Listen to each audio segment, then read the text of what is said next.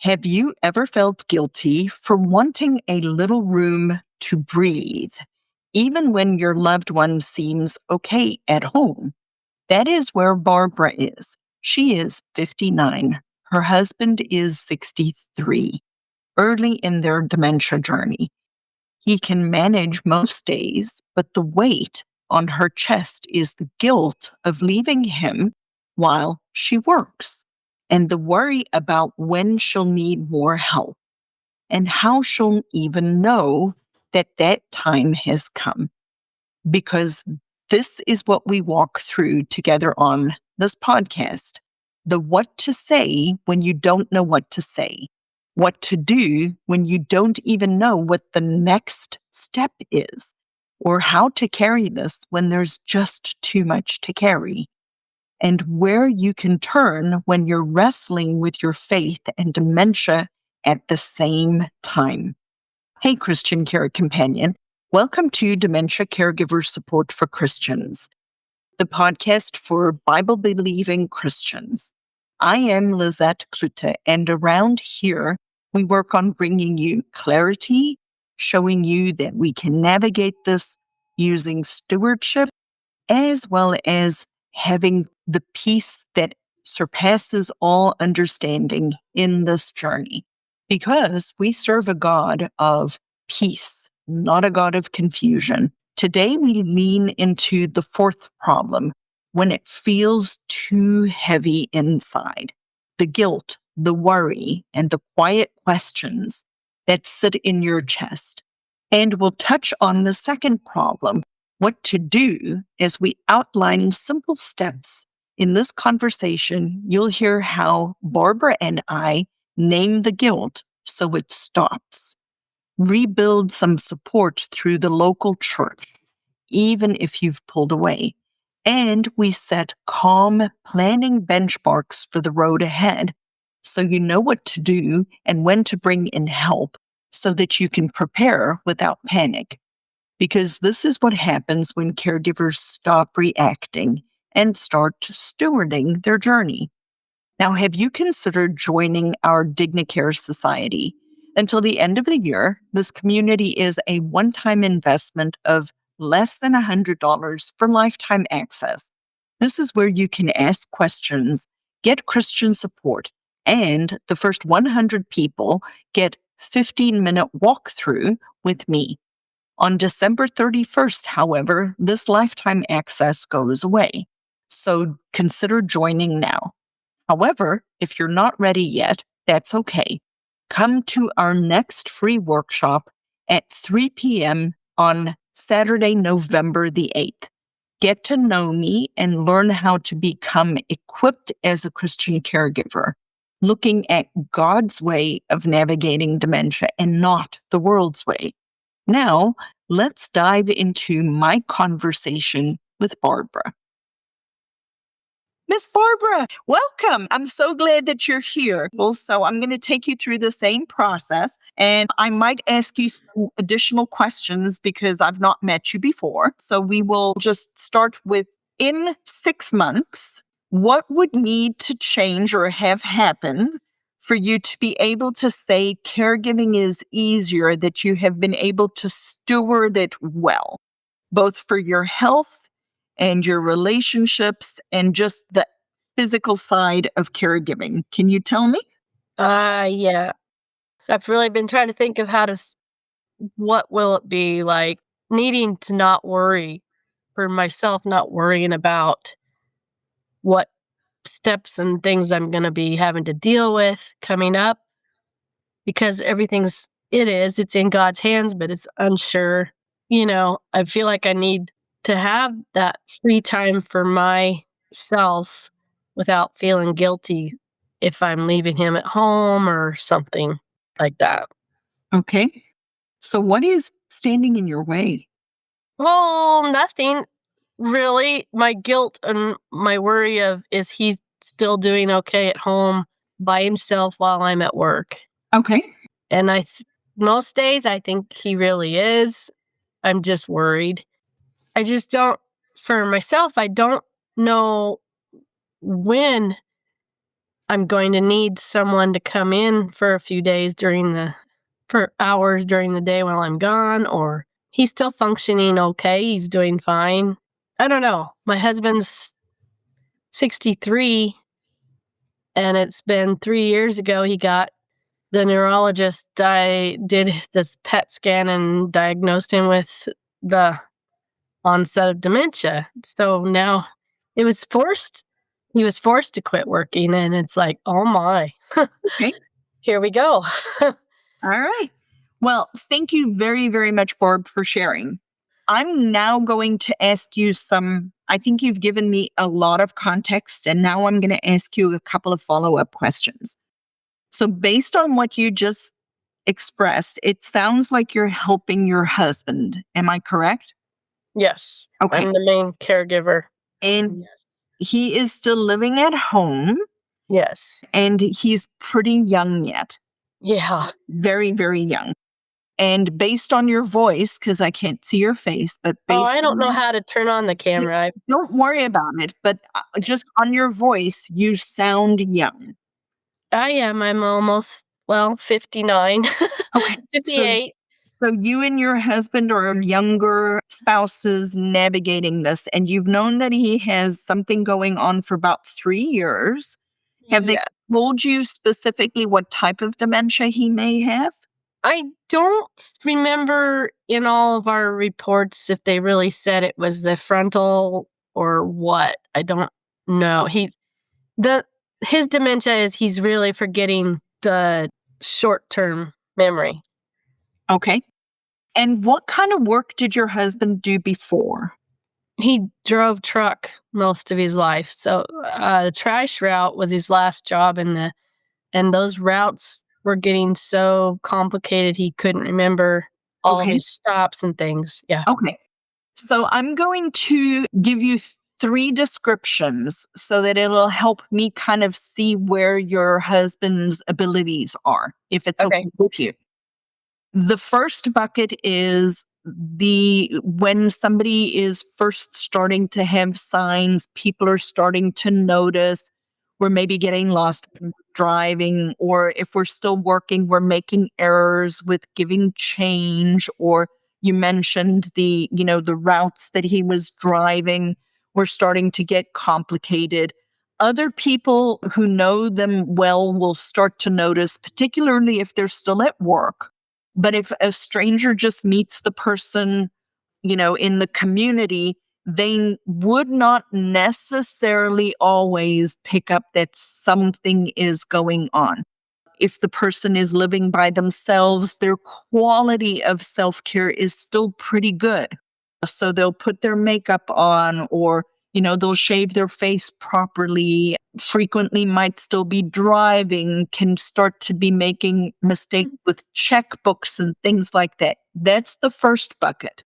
The second bucket is if I were to leave this person all by themselves, we're starting to make mistakes that become evident to other people. We're starting to skip steps with our hygiene. We're not combing our hair, or we're putting our clothes on inside out, or we're needing more help with identifying what to wear for both the occasion that we're going and the season outside, all of these kinds of things. And if I left this person all by themselves 24 hours a day, 7 days a week, it would be evident things are not working the way they used to, because the quality of the person's ability to care for themselves is going away. And then the third bucket is where both the physical and the thinking start to combine, and I'm helping the person with everything, and we know that they need 24-hour supervision. My assumption would be that your husband's not in the third bucket. Which one of the other two buckets do you think that he might be in? Oh, it's definitely the first. Okay, so we're in the first bucket.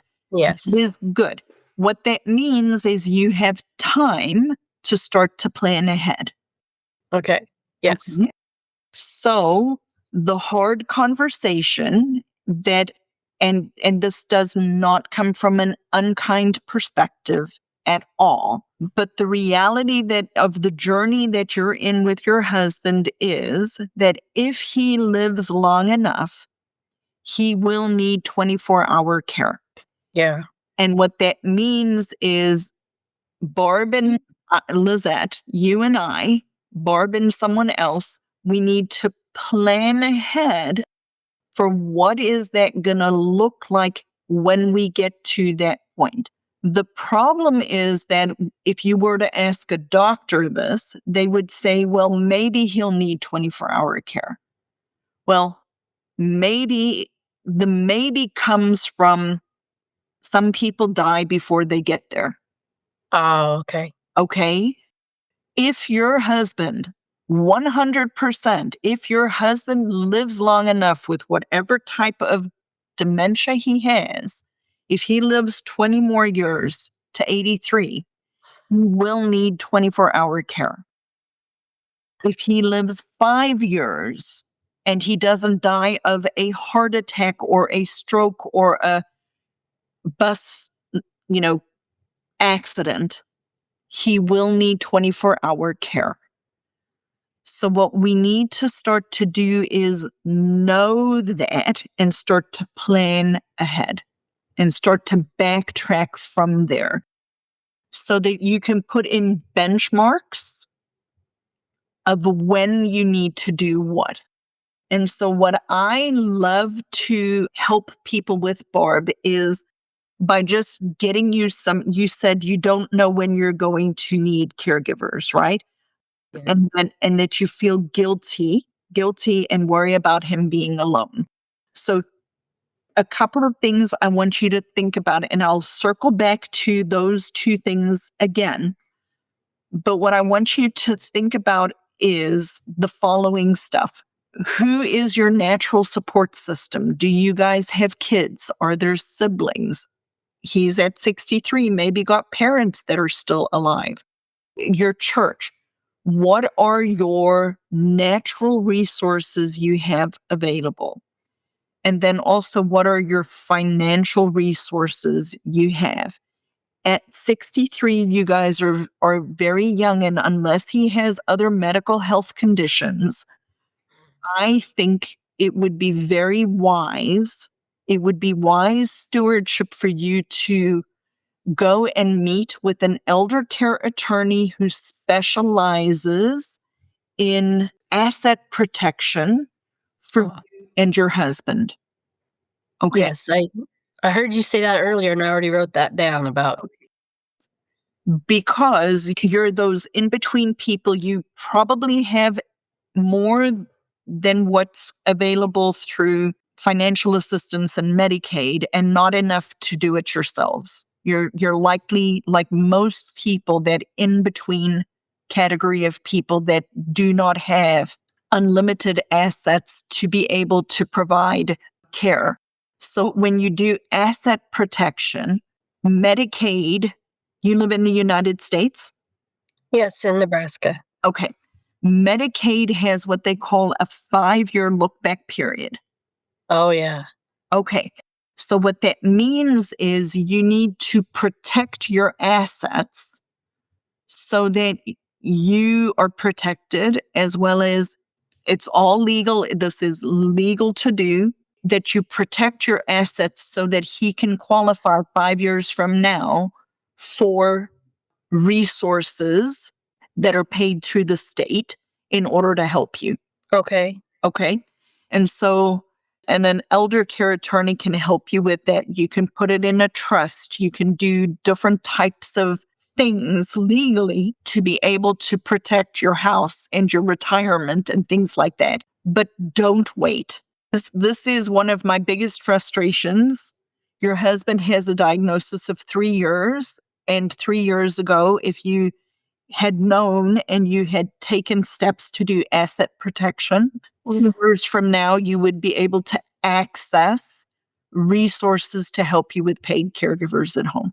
So for you, what I would do, you have time. Your husband's still very early in his journey. You're very, very, in my, I always joke, my never to be humble opinion, your first step should be considering meeting with an elder care attorney and making sure that you have all of the legal asset protection paperwork in place.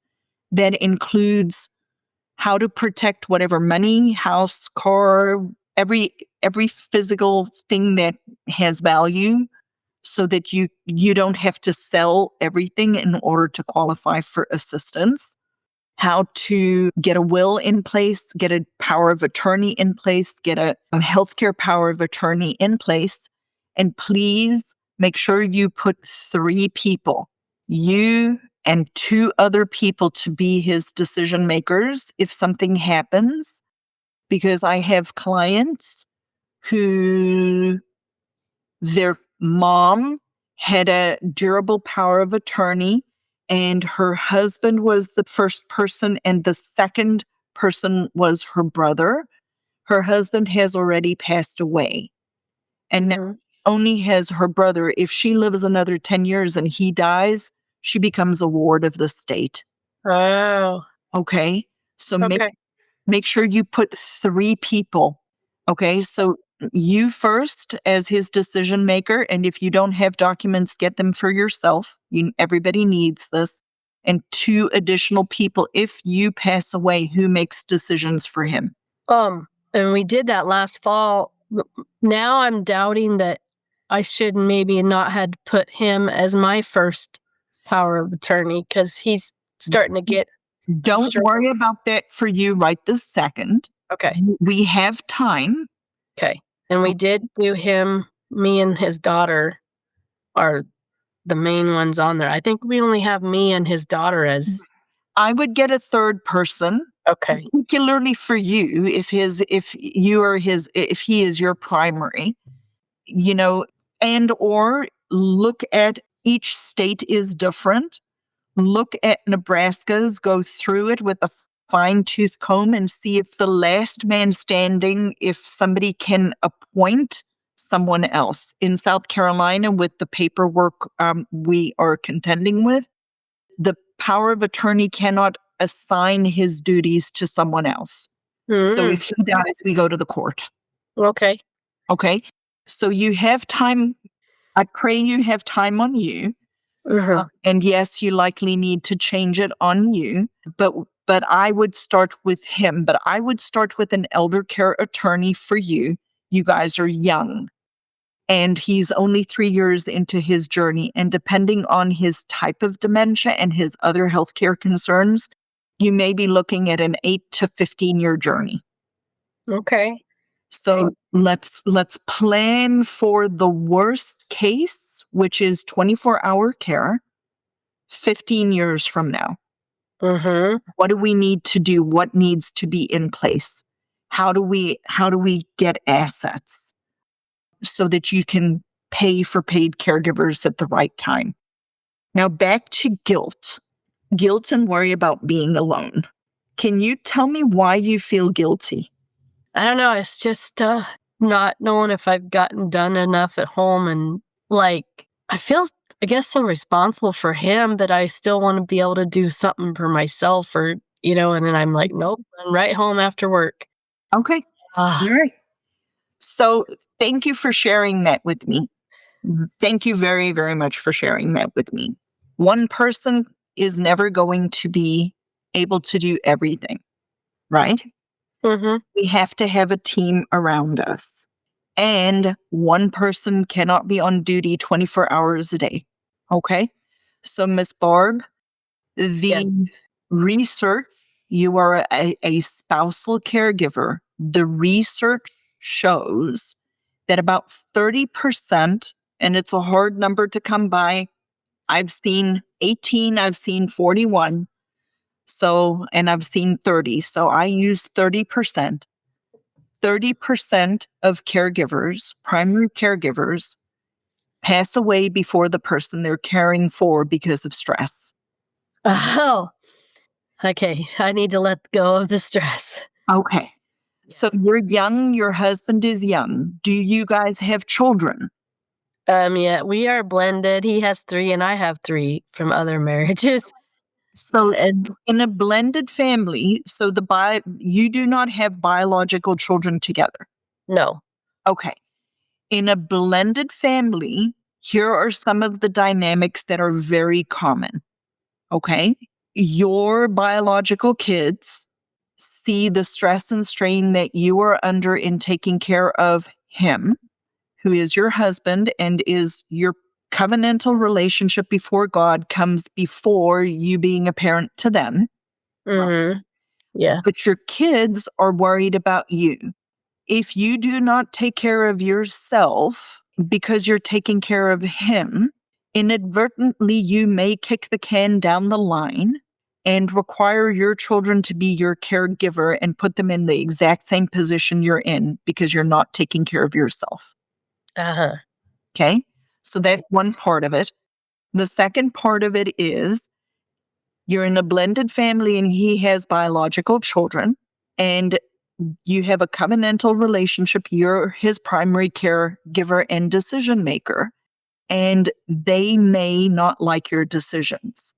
So you can have a lot of things going on that's too much to unpack right this moment, right? Right. Yeah.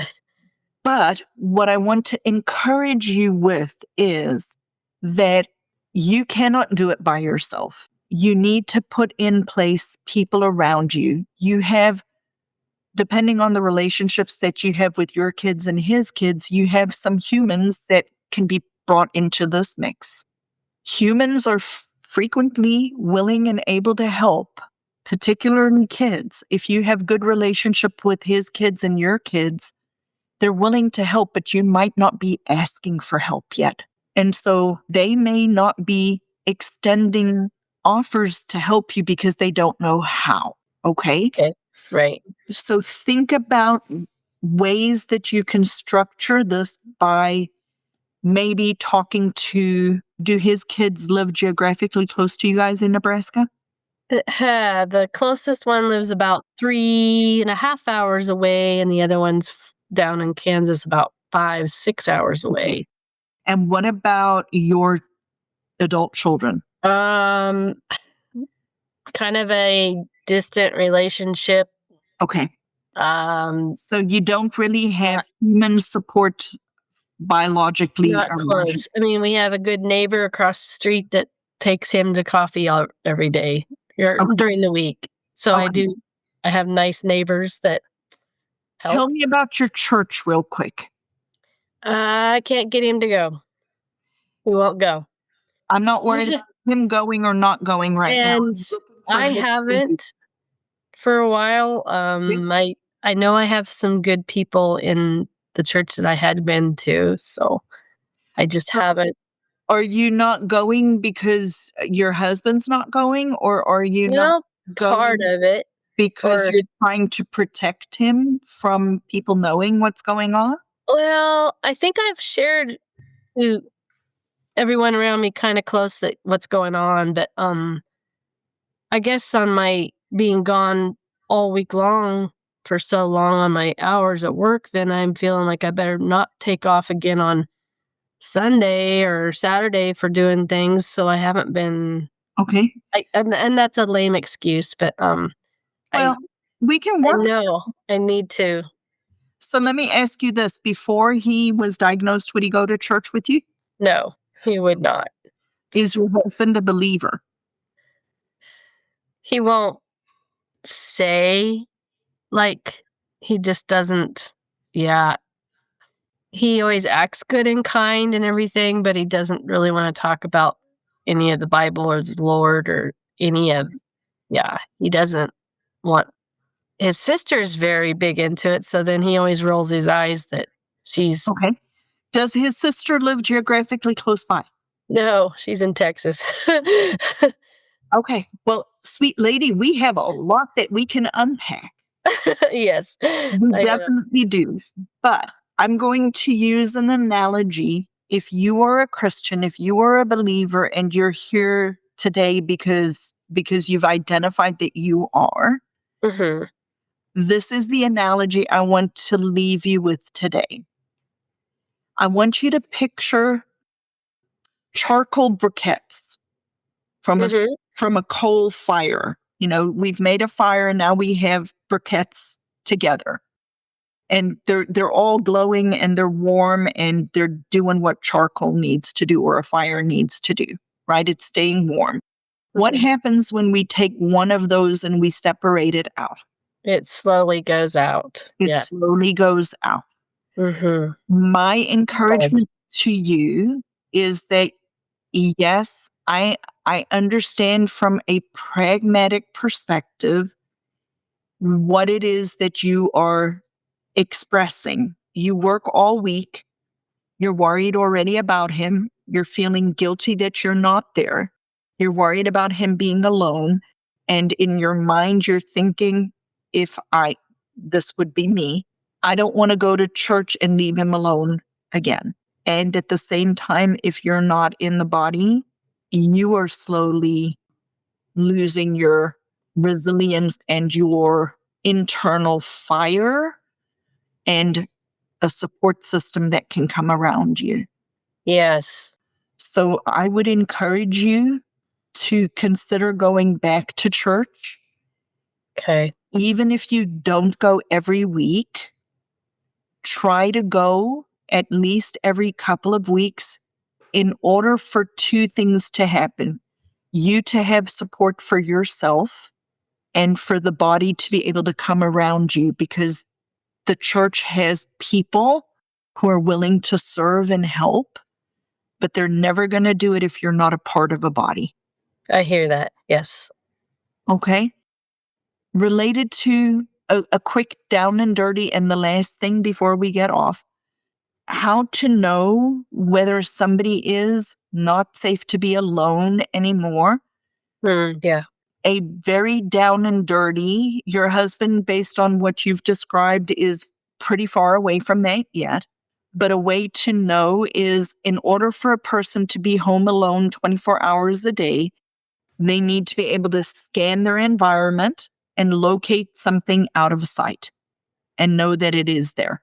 For example, lots of food is hidden out of sight in a fridge. So a person still needs to be able to know a fridge is where food is kept, open the fridge, locate food, take it out and eat it. Or things like opening a vanity or a drawer in order to locate items out of sight. Okay. Okay. Based on what you've shared, your husband is a ways away. And having said that, there's a lot that we could work through. That that is encouraging because he can still go get a little something out of the fridge or he makes himself a peanut butter jelly sandwich. Good. You have a lot of decisions that you need to make. If there's Yes. any way I can help and support you, please let me know. And what is one takeaway? What is one action step that you can do based on our conversation today? Get back involved with my community, friends, and um, at least once a month, twice a month, I'll try to get to go into church and go ahead and just have the harder talk with my husband. You're okay here. If you don't want to go with me, I'm going to go in. There you And go. And please, Barb, reach out and let me know how it goes. If there's anything I can do to help you, please let me know. okay, all right. I'm Yes. so grateful you guys were here. Thank you, everybody. People who are really benefiting from the community are the people who joined earlier on before they need it, Yep. and that have been active and are participating in the community, because then they already know what questions to ask and they have a place to come, and they're not constantly wondering, what do I need to do? How do I need to do it? So people listening are interested in tapping into or learning about the community. I'd invite you to just go to the website, thinkdifferentdementia.com. There's a link for you to schedule a 20-minute call. There's no pressure. I'll serve you regardless of whether you join the community or not. But it is a way for you to take this relationship a little deeper, a little bit more hands-on support, because really the research also shows it's longitudinal support over time. Absolutely. Yeah. For sure. I would highly recommend Lizette. She's awesome. I see. I appreciate that endorsement.